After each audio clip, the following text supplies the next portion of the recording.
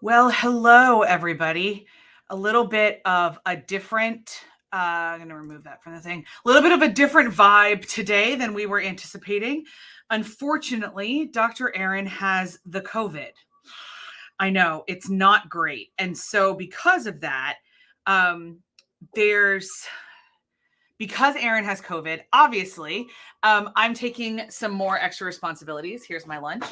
And I had some things planned that really did require two sets of hands, including that this is the first time that we're trying to also simultaneously go live on Clubhouse for our empathy exercises. So please forgive me for just a little bit of scatteredness, as it were, but I promise we've got some bangerang empathy exercises for you today. Would really love, as always, to know where you're watching from, where you're joining us from, and never hesitate to drop your own empathy exercises in the chat. A brief reminder that the best way to get a hold of us, the best way to keep up with us is to make sure that you are subscribed to our email list. So that link is now below this video on YouTube and on Facebook. And on LinkedIn and Twitter, the link is pinned in other places. So we want to make sure that you are connected there. And then trying to think what else.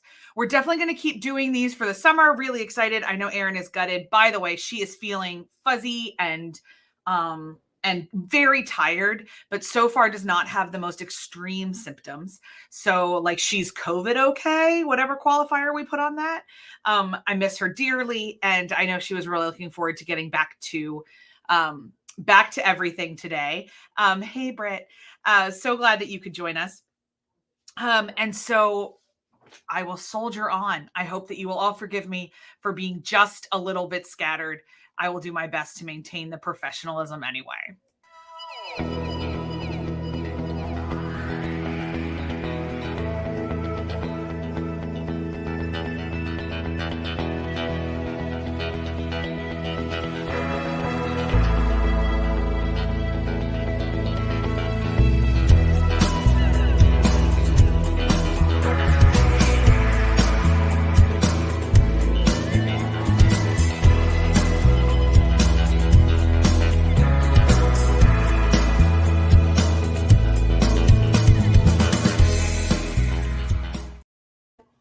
All right, here we go. I'm going to jump right in with a couple kind of big doozies, as it were, because I think there's some really interesting stuff happening this week.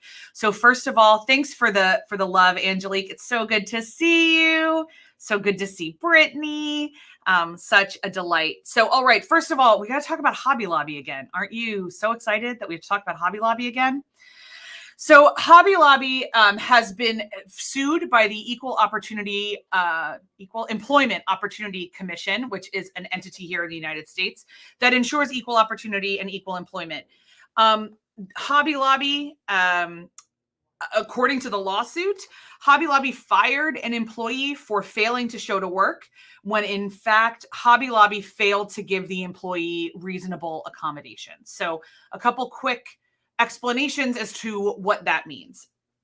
In the United States, we have a bunch of commissions that govern how people can be treated in the workplace. One of them is called OSHA. One of them is called the EEOC. There's state and local things. And all it comes down to is like, listen, we know bodies are weird and brains are weird and jobs are all different. So what the employers need to do is provide reasonable accommodations to the person, whether for their disability, for lack of a better word, and that they can still do their job. So like if somebody is in a wheelchair and your job is being a professional ice skater, they might not be able to do reasonable accommodations for that. But if you are a Hobby Lobby employee and you just need to bring your service dog to work for your PTSD and anxiety, bringing your service dog to work is a reasonable accommodation. We as a facility have to use hard hats here. And we were interviewing at some point somebody who was a practicing Muslim, and none of our hard hats fit over her hijab. So one of the accommodations we would have had to do if we had hired her, for example, would be to order a special hard hat that fits over hijabs. Would not have been difficult.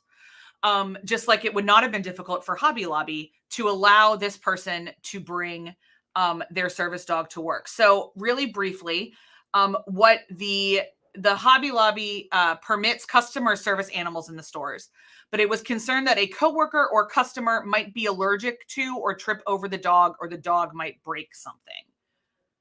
Okay, there's other solutions than denying her entry to work. So this woman's first request was denied. She returned with the dog to the facility and a renewed request for accommodations. Her manager sent her home, and she was fired for job abandonment. So this is a really great example of a pretty simple thing. Hobby Lobby is historically not been a fan of the government interacting with their employment practices.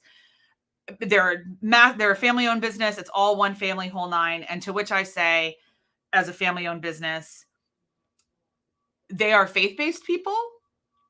They pay for the Museum of the Bible that steals artifacts from all over the world, by the way. This is faith-based stuff. Like, this is just treating people with dignity. So this is not a great look for Hobby Lobby from an empathy exercise perspective, or honestly, a human perspective. So I would imagine that this lawsuit will be something that we're keeping our eyes on for a while. Now, for happier things, oh, Bloomberg, why are you playing a video? What's going on? Happier things. This comes to us from one of the newsletters I subscribe to called The Grow. And we find out that there's a dance school in Kenya who has been very, very intense about making sure that there are places for girls to go in Kenya. So the teenage pregnancy rates have tripled in Kajabi, in the part of Kenya where this takes place. But there is a new after-school program that is providing a safe haven. This is a video. And it's blacking out for some reason. I'm going to just assume that is like a tech thing, but follow the link in the downstairs because this is so, so joyful. And I would love for you guys to be able to see it. Also, a reminder that COVID is COVID everywhere. I think here in the US, we tend to get caught up with the idea, that COVID is just something we did, and how everybody got through COVID or how everybody dealt with COVID is how we did it. And that's not true. It's definitely not true in the historically marginalized parts of the world. And Kenya is one of those places. Thank you, colonization. On to just one more really depressing thing fast. No CNN, I don't want a video. One of the things I was going to do today was do a VPN, so you didn't get any of these ads, but I got a little bit overwhelmed. So we'll try the VPN next week, I promise. But anyway, R. Kelly was sentenced to 30 years in prison for federal racketeering and sex trafficking charges. We've been asked several times to cover the Lifetime documentary about R. Kelly, and we admit that we have been slightly hesitant because we weren't sure how, if white people could be in that space. And then we had some really wonderful folks come to us and say, no, actually, you need to be in this space. And they pointed to our coverage of Cosby and Kamau Bell's documentary about Cosby, and said, just because R. Kelly didn't cross over into white spaces as much as Cosby did, doesn't mean that you don't get to take in this piece of art and advocate for his victims. And so it's been added to our docket. And I'm glad that as I'm watching the series, I will know that he is in prison. He was a habitual offender throughout all the times, and he specifically preyed upon and targeted young Black girls, which is one of the reasons that it took so long to get him to justice. In the same kind of attitude of the missing and murdered Indigenous women, it takes so long to have anything done about them because they're not a population that's a high priority to anyone else. Now, there is no good transition between R. Kelly and this. I'm sorry, I don't have a good transition. Even me, the transition queen, a little bit lack on this. But I found this fascinating. I got this from a friend of mine who is living in England and who sent me this thing about the fact that we're talking about period inequality in the workplace. We're talking about a lot of other equality, but we're not addressing menopause. And the minute she said it, I was like, oh my God, you're totally right. We talk about elongating generations. We talk about all this stuff. And if people are staying in the workplace until 70s, that means we have women in our workplace in various stages of menopause. And we haven't, as a company, addressed that, nor as a society. So I really appreciate this resource that we will be including in the downstairs and also on all future gender resource lists. They make some really good ideas, like have a menopause policy, educate yourself about menopause. These are some really good things. It's a 501c3 registered here in the state, so they've got some really good explanations specifically how to tackle this in the US. And I would hope that there's stuff from all around the world.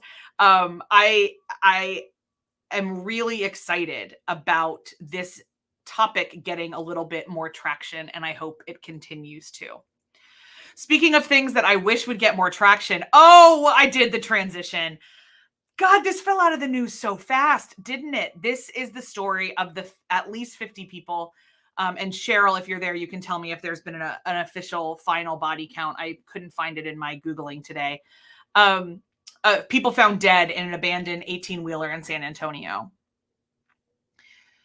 I sent this out in our newsletter today and said that it makes a really good empathy exercise, because this is one of those things that even a lot of really good, well-intentioned, lovely people will say, well, they shouldn't have been coming to America illegally anyway, and dismiss the fact that we have dead humans. Very easy. Immigration is complicated. The legalities are overwhelming. So from our perspective, what we would ask you to do is strip back where they died, strip back, any of that. And instead remember that these are humans. Ask yourself why they fled. Ask yourself what would drive them to do this. Think about what it must feel like for their families. Think about what it must have felt like for just a minute to bake to death, to be honest. You can be not sure how the United States should handle immigration and still firmly believe that every human deserves dignity and worth. You can have really weird feelings about influxes of immigrants and still recognize that they're all humans. Immigration is so complicated. I have a very, very emotional reaction to it as a former immigrant myself and as somebody who is married to one. So we don't wade into these waters very often because it's an area that I can't often have logical conversations about. But in terms of immigration as a capital I issue, if you've never thought about the people behind this before, I think this is a good time to sit and pause and think what in their country is happening, what in their lives is happening, what is going on where they've crammed themselves into a tractor trailer to be driven across a border into a country that they know nothing about. Do that thought exercise. See how that sits with your soul. Let your mind expand just a little bit to imagine and get curious about the people. And then if your mind and your soul allows you to, I'd encourage you to grieve for them. If you're driven to action, there's lots of ways to respond, either financially or with your time, to the constant crisis on the border. I hope that this conversation can maybe spur on some things. If you've got too much else on your plate, you don't need to let it spur you to action, but still open up your heart just a little bit and remember that they were people.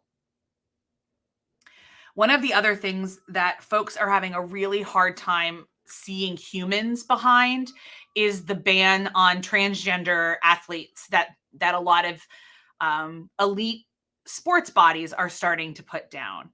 I'm going to link this in the show notes, this in the downstairs here. It's an op-ed from Chris Mosier, who writes in The Guardian.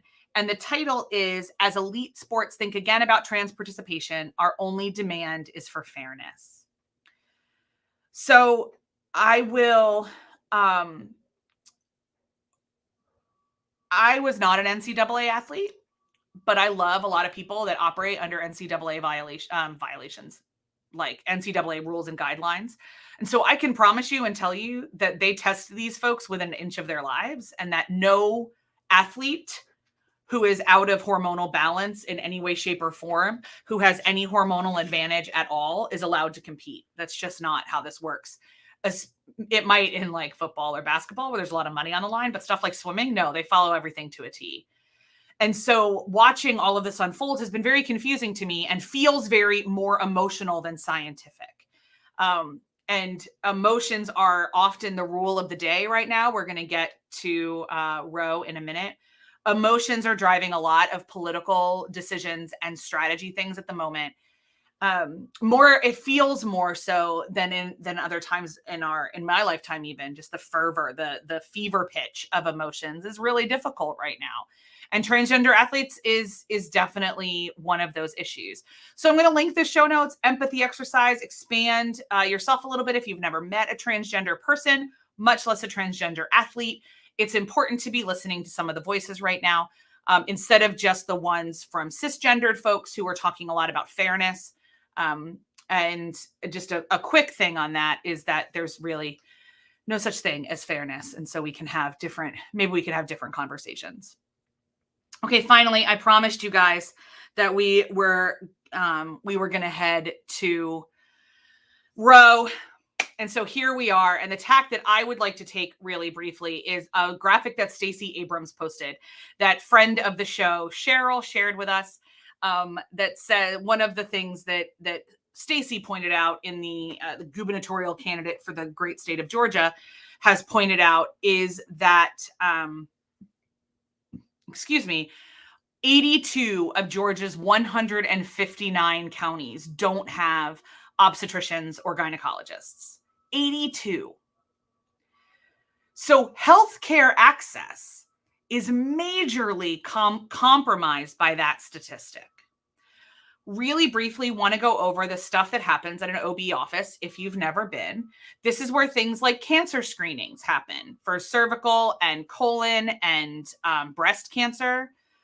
This is where general health things happen. This is where hormones are checked in on. This is where you can get contraceptive. This is the people you can ask questions to about contraceptive care.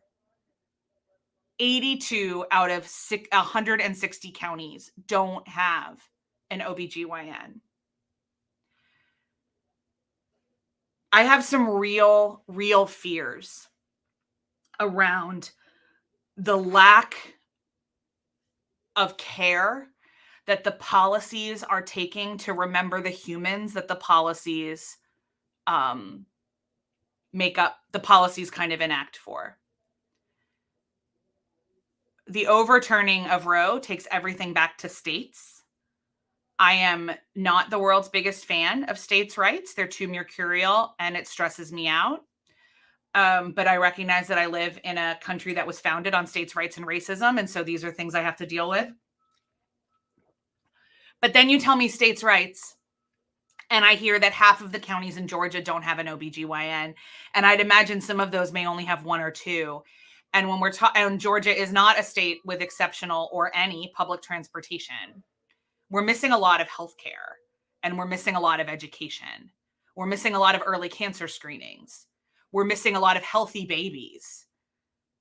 We're missing a lot. We're going to get a lot of Dr. Google as people try to figure out what's wrong with them. Women's healthcare is already abysmal in this country. To be honest, it's abysmal on this planet. The number of things that have not been tested or dealt with or researched for women's bodies is really upsetting if you really dig into it. Shout out to Erin's favorite book, Invisible Women. And by throwing healthcare back to the states, we're going to keep fighting and finding stuff like this. Healthcare, at Abbey Research, we deeply believe healthcare is a human right. And part of that is because lots and lots and lots of smart people have told us that healthcare is a human right. We've lived in a country with socialized medicine, and we can tell you all of its foibles. But even as angry as the NHS makes me on a regular basis, the NHS has a system in place where we can try to make sure that there's an OB close to where people are. The free market doesn't allow for that at all, which is how we get a half of the counties in Georgia. So I know this because Stacey Abrams is running for governor, and these are the things that she's really concerned about. In my lifetime, a woman has not run for governor of Pennsylvania that had a legitimate chance or a conversation. So I have no idea what the statistic is for Pennsylvania. I don't remember the last female governor I remember in my life in my area was Christy Todd Whitman in New Jersey, and I was too young to care about OBGYNs. So this is another reminder that one of the reasons it's important to have the full expression of humanity at the table where decisions are made is that means that the full expression of humanity is prioritized as we make those decisions. We'll have more to say, I'm sure, on Roe and on other grieving things and on other problems later when Dr. Erin is back from the COVID. But that's what I'm going to say for now. I believe that healthcare is a human right. And I believe that we have a right to know and control our bodies, our treatment options. We have a right to be educated. We have a right to be in control. And we have a right to have access. And millions of women in Georgia, even before Roe, didn't have that. And that's, a problem. I'm feeling very John Oliver right now. The best thing that I can always encourage you guys to do is to donate to local funds that provide free healthcare for people outside of the American juggernaut. Planned Parenthood is a really famous one. They provide free cervical cancer screenings and mammograms and things for people who can't pay. Planned Parenthood is great and is super popular and well-funded in some ways. So if there's a local thing near you, that's really helpful. If you are particularly concerned about Roe, there is lots of local funds to help provide reproductive justice for people as they seek that. So you can Google local abortion funds, and there's a whole search engine that you can make sure that happens in.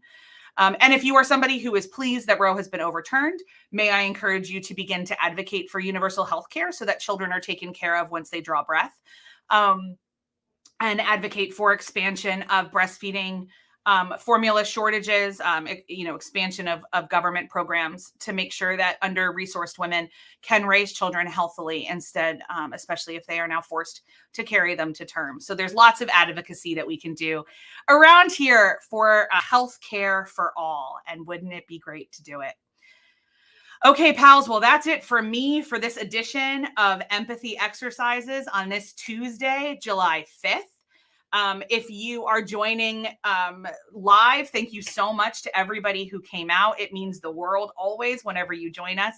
If you're part of the replay crew, drop a comment wherever you're watching this. I'd love to be able to know where you're coming from. And thanks to some dear friends who joined us on Clubhouse. Jennifer, thanks for coming for this experiment. And we're very excited to be back together next week. I will be at the Jersey Shore doing a working week down there to try to get some books read for our concentration month on Haiti that's coming up soon. So I'll do it from the shore. Dr. Erin will be in her office. And unless something else terribly goes wrong, we will see you on Tuesday. Keep your empathy exercises coming. You know how to get a hold of us, and we'll see you guys then. Bye.